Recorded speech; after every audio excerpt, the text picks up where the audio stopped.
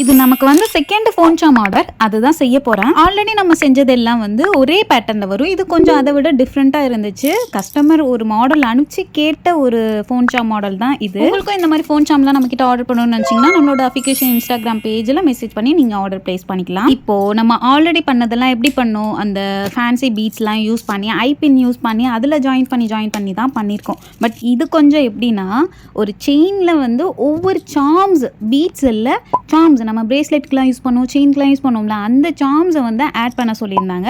So ஒவ்வொரு பக்கமும் நான் வந்து இந்த சைடு ஒரு சார்ம், இந்த சைடு ஒரு சார்ம்னு சொல்லிட்டு வரிசையாக ஆட் பண்ணி கீழே எண்டிங்கில் ஒரு லெட்டரும் ஆட் பண்ண சொல்லியிருந்தாங்க. அவங்க எங்கே எந்தெந்த சார்ம் வேணும்லாம் சொல்ல, என்னென்ன சார்ம் வேணும்னு மட்டும்தான் சூஸ் பண்ணியிருந்தாங்க. நம்ம சார்ம்ஸ் அனுப்பிச்சதை பார்த்து சூஸ் பண்ணி அனுப்பியிருந்தாங்க.